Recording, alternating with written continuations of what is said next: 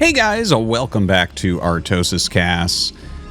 We're going to be casting a game on Monty Hall. I think a lot of people on the ladder have this one vetoed.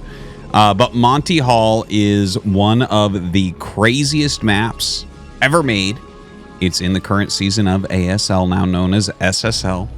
And it was a map in OSL forever ago. When was this? Like 2006 or something like that? Right when Flash was first starting to come up. In fact, he has a very famous game against Bisou on the map where he ended up cheesing super hard. But these two players are not Flash and they are not Bisou, but they are good placeholders for them. Up here in the top left, we have Ruin, one of my favorite Protoss players out there. And in the bottom right, we have ForGG, which I think a lot of people do like ForGG's play. 10's a little bit more aggressive, a little bit more stylistic. So we'll see what these guys have planned for Monty Hall.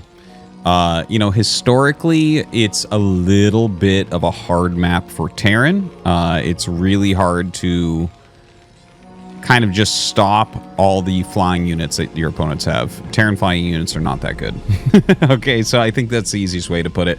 And as they start to go on the map, I'll show a lot of that, of how this can be difficult. You know, things like speed shuttles, arbiters, carriers, going to be super strong here. Over on ForGG's side, there's like, you know, there are certain things that you can do. Maybe you can get a vulture drop off or something like that, or I don't know. But if you think about like, I guess what timing attacks look like for Terran on a normal map, it's like, well, yeah, of course they can't make something like that work here unless their opponent is so greedy it doesn't even make sense, right? So anyways, you can see there are minerals blocking all these spots. It's going to be a Nexus first here, going up for Ruin. And he's going to send the probe down. Now, over on ForGG's side, this will probably be a one-base play. This is not going to be a factory expansion. It wouldn't, like, there's no reason to go for factory expansion, I would say. I think it's much more likely that this is going to be, like, one fact, one starport. Just because, again, you know, one-base Terran play is going to make more sense in a lot of ways as you see the... Oops. Oh, wow, look at those crappy old graphics. Those are actually much worse than the graphics were in Brood War. They tried to recreate them in Remaster, but you cannot. Anyways. There we go. That's the button I was looking for. Zooming back in. Okay, so throws the pylon down. He's just trying to hop over with the probe. Gets two of them wrong. That's unfortunate. Already 50 minerals gone, trying to get in here to scout. And you can see ForGG here has kept his 3 workers on gas. And look at that. Ruin actually runs away. Says, screw it. I can't get it over. We're going home with this thing. No marine mate or anything like that. No real scouting happening. As you can see, ForGG hasn't left his little area. The thing is, your opponent can jump probes like we just saw there. That is actually doable. Once you practice it quite a bit, you can become very good at it. So, yeah, like there is always the chance of some sort of crazy proxy play. Okay, so mines this out, and obviously, you know, trying to get these probes out here right now. You're not going to jump them all one at a time. Better to just mine out these mineral patches first. And a second gateway on the way. Interesting, going very unit heavy here. Now, ForGG getting his vulture speed and going for that starport right away. So we're going to have those speed vulture drops. Again, not a big surprise. Probably anticipated, which is probably why... he's going for the 2-gate, right? Think about that for a second. If your opponent is going for like a vulture drop, you might think, well, I want to get a robo so I can see mines. No. The mines aren't actually what would deal damage here, okay? What would deal damage is the vultures staying alive a long time. The longer the vultures are alive, the more probes die. So what you need is actual firepower. So throwing out a bunch of Dragoons is going to be a great way to do it. You just kind of watch if they come in and start laying mines, where those mines are at. You can sacrifice a goon or walk around them or something like that. But yeah, definitely a much better play in that regard. Now, ForGG making these vultures, getting that drop ready. It looks like he did hop an SCV over here and is, in fact, making this command center. So it's going to be vulture drop into the command center, but of course the command center is so much later. You can see already a 7 probe advantage. So what we're looking at with this, and look at how long this has to build, we're looking at this vulture drop should get like 10 probes to make us somewhere near even. And in fact, even that's not going to be enough. It's going to be, like, he actually is going to need, like, 13 probes to make this even. It's a tough map for Terran. Okay, I'm not just saying that. This is a tough map for the Terran race. Anyways, drops a vulture out. That's unfortunate that he gets spotted immediately.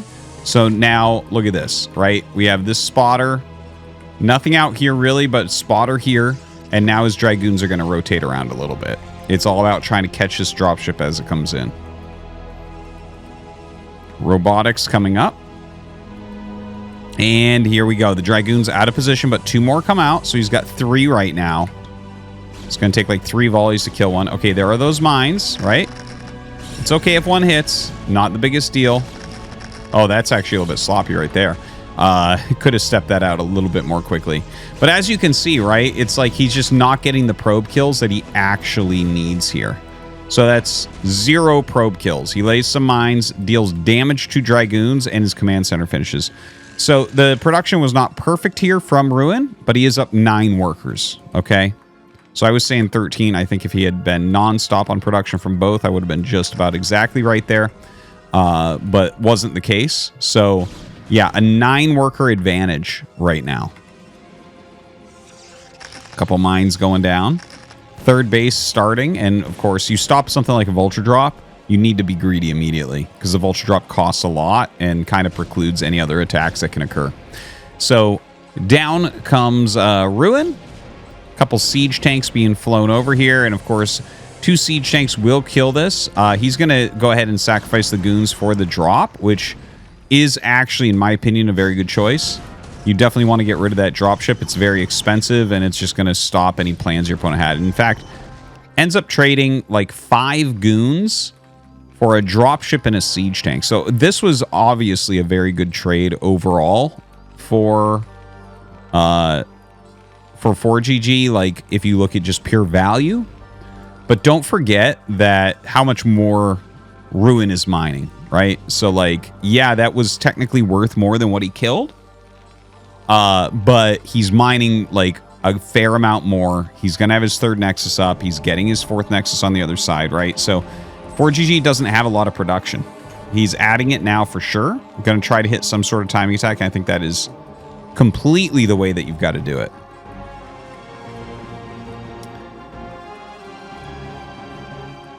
So we'll see if this works out for ForGG. I think, honestly, I can't come up with a better plan than what we see from him, right? Like, speed vulture drop into expansion into a 6 factory timing attack. It just, I can't think of, like, an option that would be significantly better than this. Right? Like, you could try to do some sort of fancy dropship play, but, like, you know, dropships are very expensive. It's not like shuttles. A dropship costs the same amount of gas as a siege tank, right? So it's a little bit of an issue. You're definitely cutting into the quality of your army if you're making a lot of those.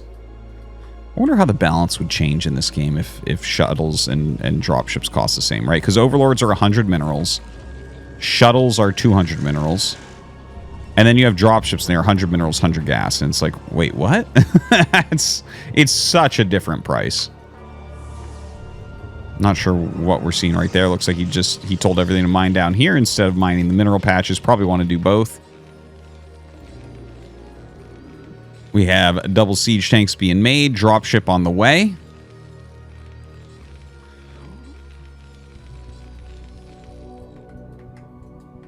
And a shuttled probe going down here for another expansion on the high ground.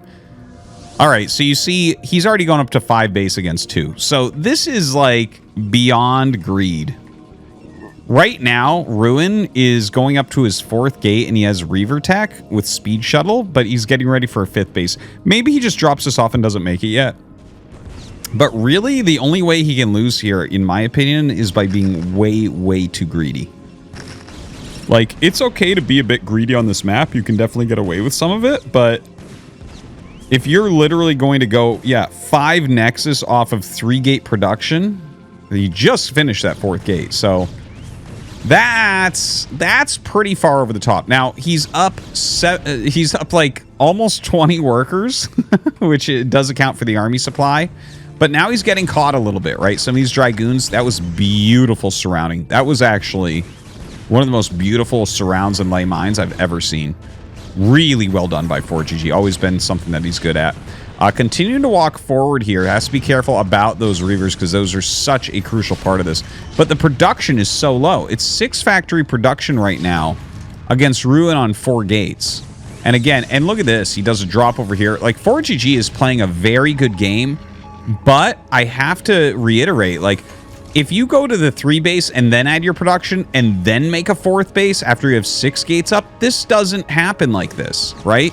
The level of greed that Ruin decided to go... And I love Ruin. Like, if you watch ArtosisCasts a lot, you know this guy is one of my favorite Protosses. I see a bright future for him. But this was so unfathomably greedy. It like, literally doesn't even compute. It's like, dude, your opponent's expansion's very late, yes. The dropped into killing probes, yes. 3rd base, go to 6 gates, 4th base, produce for a minute, start Zealot legs, and then you can make your 5th while your opponent is still on 2 base trying to do a push. And his push will never work. It's just... anyways, ForGG continuing to push up. A lot of units here for Ruin.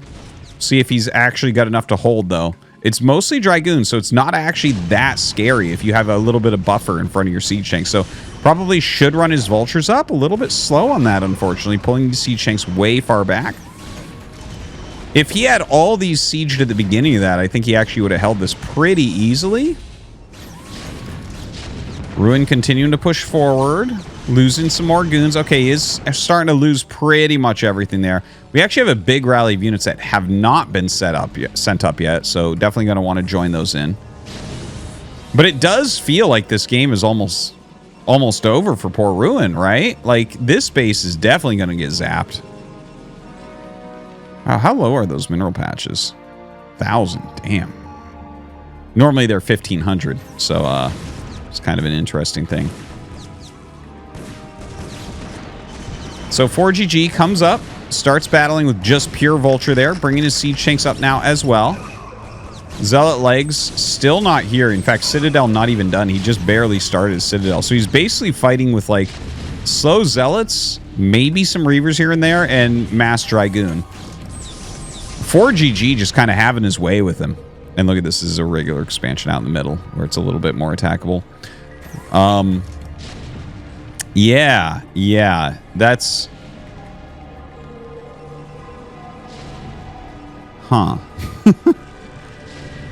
Well, there's no question that Ruin did not play this game correctly. And the funny thing is, look at this still, right? It's actually... Oh, I definitely didn't miss something. He damaged his own tank. Or he brought a damaged tank back here and wanted to kill an SCV that was stuck. But yeah, it's 39 probes. So he did lose a few workers there. Huge Dragoon wall to try to push through. I don't even know. Do you even try to push through here? That is so many Dragoons. Well, he's going to start splattering some of them at least. Zealot legs still not started here. Second Robo is coming up. I think you just kind of set these tanks up, continue to rally as well. The very hurt tank up in the front, a little bit painful. As you come out here, Ruin's going to have a higher chance of holding on.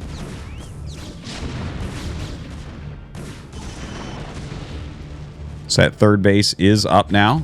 Oh, going to catch a drop coming down over here. Reaver drop. Reaver with 10 kills right now, not too bad.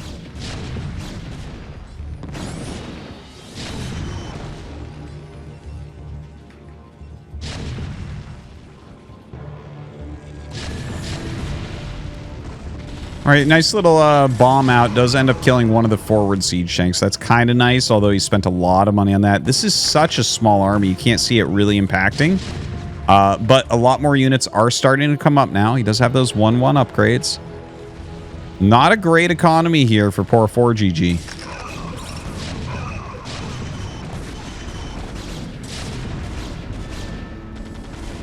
And it looks like Ruin will clear that. More units are coming up. Is Ruin just going to go ahead and win? He's expanded all down the left side. Look at this. Expansion, expansion, expansion. No real way for ForGG to get over there at all. He's like trying to push a main base that doesn't really care. 1-1 upgrades on both sides. Are these speed shuttles? We'll see if they're able to do something there. Good targeting.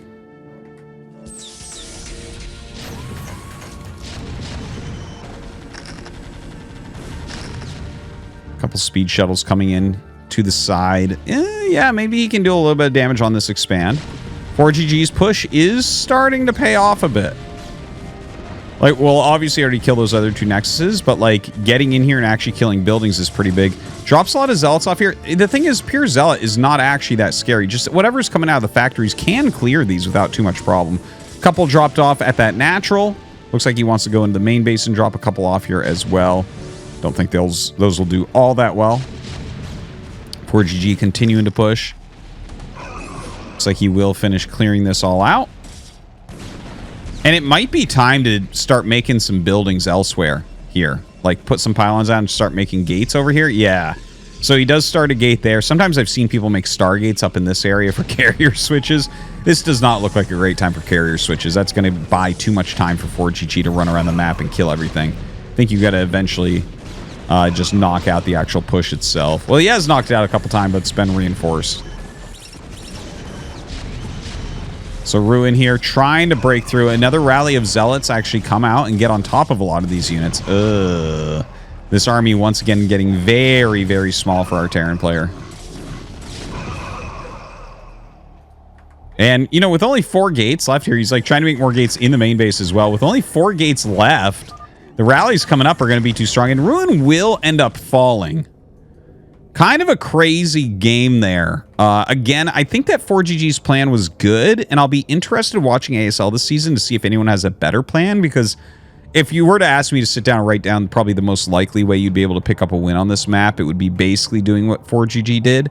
But I feel like you can see, like, we've gotten so used to timing attacks. You can see that, like, Nexus first versus a failed Vulture drop should always be a victory for Protoss. It's just, Ruin got so damn greedy. He had 3rd Nexus off 3 gates, adds another gate, adds another Nexus, adds another Nexus. And that is absurd. It is absurd. If you just pretend you're playing on a land map where Terran has a much better chance, you can be like, yes, I can close this out 100% after the Vulture drop. Really? But we're on a map that's actually more favored towards Protoss, and he bungles it by being too greedy. So it's kind of a wild thing to see. But I think you will see what I'm talking about reflected in the games coming up on this map as well. Anyways, guys, I hope you enjoyed this little dive into Monty Hall, learning a little bit about it for the ASL season. Thanks for watching, and we'll see you next time.